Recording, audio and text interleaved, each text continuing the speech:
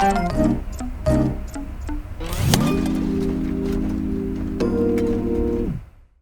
everybody, thanks for logging into the loadout with Sean and I. Sean, what's up? Just hanging out. Another day at the loadout. Yes, very good. How are you doing today? I'm doing really good. Happy to be still trying to get work going and figure out new plans of attack for when we do get back full time. Yeah, it definitely keeps dragging on, doesn't it? It sure has. Well, we've got really our first a guy who means a lot to me. Ray Chu, musical director. Ray, hi pal. Hey, how's it going? Going good. Good to see you. So, yeah, you in California or East Coast? I'm in LA. Yeah, I'm out here. We were working on the show, and we were trying to squeeze out the last few days of production, and then of course everything shut down. And so after that, I didn't feel comfortable jumping on a plane with people coughing and jumping in some little tube with somebody that's potentially, spreading disease. So I stayed put. Fortunately, I got a comfortable place out here, so I'm good. Very nice. So that means we can go golfing soon. Oh, yeah, we're going to have to. Yeah, definitely. Matter of fact, me and Paul Sandweiss, we owe you one, man. We got to. Right. So what are you allowed to say what show you were working on, or you prefer not to? It's a new show for Fox. I'll say that. Okay. And then because I know they're doing some very specific promotions, so I won't throw the name out there yet. But yeah, and wow, it's just amazing how this whole COVID-19 thing is not only changed what happened with the way the production works, but the way society works and how we have to go about now, reconfiguring, what a production is going to even look like. It's like, wow, everybody's got to go back to the drawing board and try to figure out a new way of doing things, because even when things get back up, the production of a show has to consider all of the departments that have to work in sync and in conjunction and in proximity to each other. So that's going to be interesting. And everybody going to walk around in masks? I guess so. That's the new norm. You're not, until we feel like, we're comfortable with your neighbor and whoever that is. That could be somebody just passing through the hall. You got stage heads, you got, we have art directors, all kinds of people. It's gonna be different. Yeah. So for you guys, I mean, because you have a band, is like normally like Dancing with Stars, for instance, they pile you guys in there. You guys are almost touching each other. What do you see the future is? I mean, do you is everybody going to be spread out, different rooms? I mean, what? Ray and I are working on that right now. Actually, we've got a plan where so imagine a normal bandstand, as you know, it's all squares. Right. 8x8s, 4x8s, 6x8s, really what it is. So what we're talking about is putting up a 6-foot high piece of plexi, and seaming in between. So you got Ray downstage center. On Ray's left and right, we'll have plexi. Downstage to the camera will be open. But then that way, like, he can still talk to the drummer next to him, but the plexiglass is gonna, basically take that shield out. So, right. That's what we're working on now. But yeah, I mean, and I think what we want to do is we want to put forth a new terminology. Instead, everybody keeps throwing around the word social distancing. Well, yeah, that's out in the rest of the world, but in the circumstances for stage, especially with regards to band, I think we want to use the word appropriate separation. Okay, so separation is what's needed. And separation could be because it realizes that a person could be less than 6 feet away from you, but be appropriately separate. So a wall can do that, and a plexi wall can achieve that and still have a good camera look. I know Johnny was saying that some of the plexi that you guys use doesn't create reflection. Is that right, Johnny? Well, yeah. Well, if you figure the way we have it with on the side, there wouldn't be that downstage reflection of the camera. So that's the one. But it's also straight lines. So we have brackets that we mount to the actual riser that the To piece hold it. sits in, so it sits nice and straight. So basically, like the drummers. How we it's do the similar drummer to, thing. Yeah, which on the drummer we do downstage for mics, Right. so we put a bend on it, Right. which we still, we could do that if we have to do that, but I'm sure nobody likes having plexi around them, especially as a musician, but if the options are not to be on stage or to have plexi around us, all of a sudden plexi's not so bad. Right. It'll just be Ray Oh, up no, there no. on stage. Well, the Plexi's gonna be our friend now because it's either Plexi or we gotta move bodies to different places, which we don't want to do, and we want to be able to keep, especially a show like Dance with the Stars, that the look of and the feel of the show has this, this big ensemble, right? And that's kind of the girth of it. So doing that with 5 pieces doesn't quite look the same.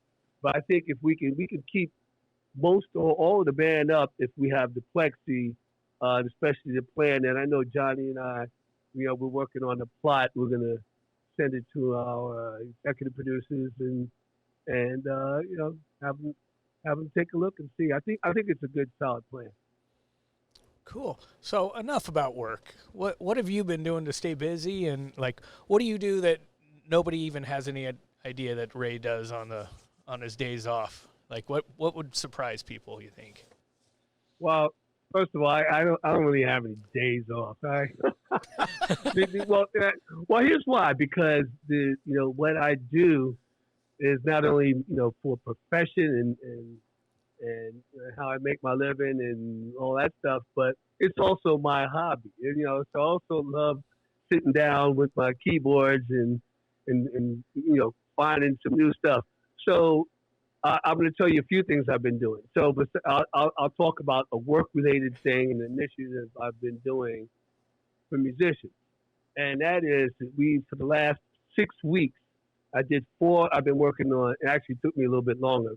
I did a 4-episode series that was for the benefit of gig musicians. So gig musicians are the musicians that they're not covered by long-term or long-term contracts or anything. They go from gig to gig, just the way it kind of depicts. All right, you'll sit and they'll do a tour, and after the tour they come back and they they have to figure out what their next move is. The general run of probably about 90% of musicians, other than Broadway musicians and people, Lincoln Center and people covered under institutionalized or people that have, series and stuff like that.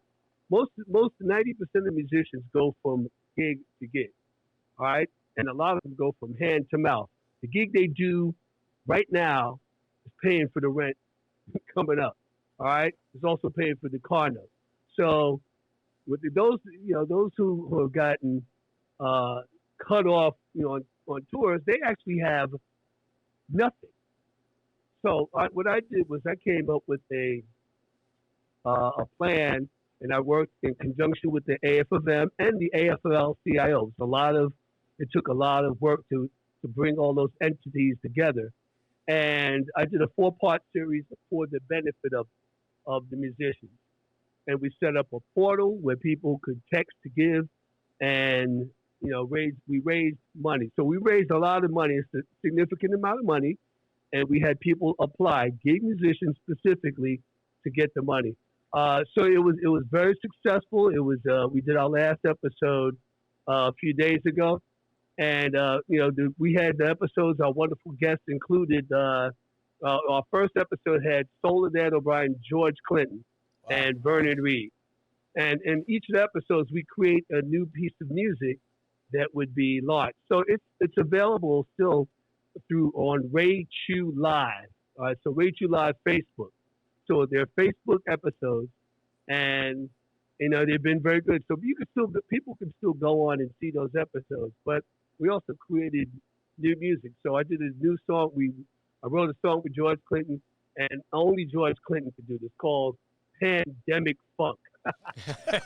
Awesome. Okay, only George Clinton, right? All right. So that's a matter of fact. We're gonna put that out under his name. We're gonna release that separately. But you can go on Awesome. Rage You Live and see Pandemic Funk.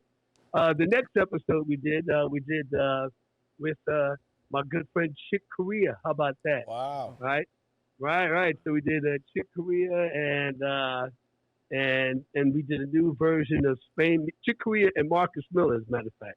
Love that. So guy. Chick Corea, myself, and Marcus Miller, we did this new version of Spain, and I was like, well, if we're gonna do Spain, well, first of all, if I'm gonna work with Chick Corea, it's got to be something special and unique, and Chick has got to sign off and buy into this. So we're not gonna just do a song with Chick, the great Chick Corea, and then you're gonna do an iconic song like Spain. So anyway, I came up with a new arrangement that he really loved and had a kind of a West African feel with trap, West African trap version. So guys can go on and see that. That's available. Rate You Live on Facebook, and you can see that. So that was our version of Spain, and we did some other stuff.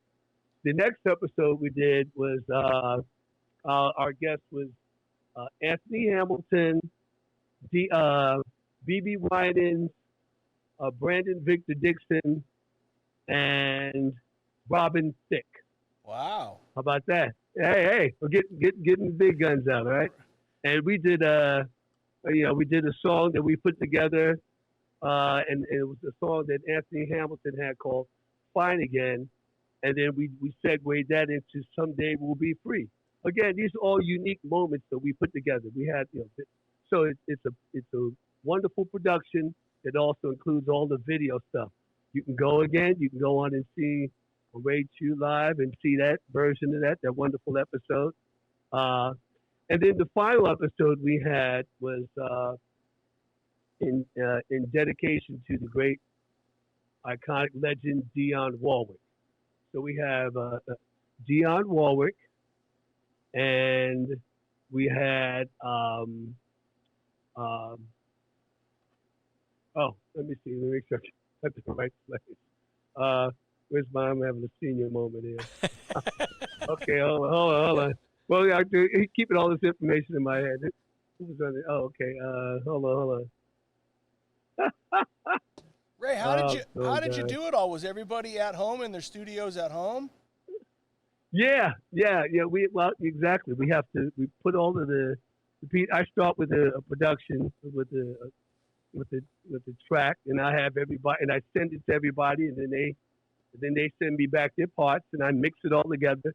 I send that to a videographer. Also, while you're doing your part, somebody videotapes you, iPhone or whatever, doing what you're doing, and we send the track, and it syncs up because everybody's doing it in real, in time of the track.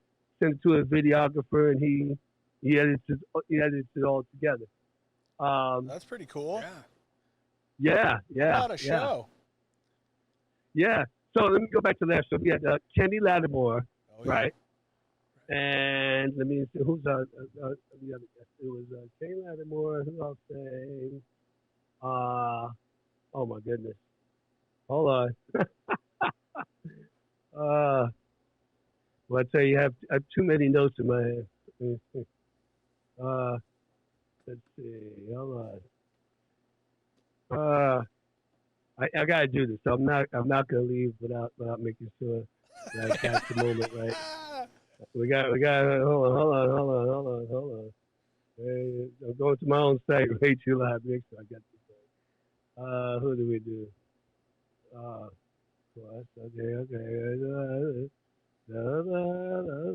Okay. Let's see, who's the last one? Oh man, who's the last one? That was fun. Okay, Kay Lattimore.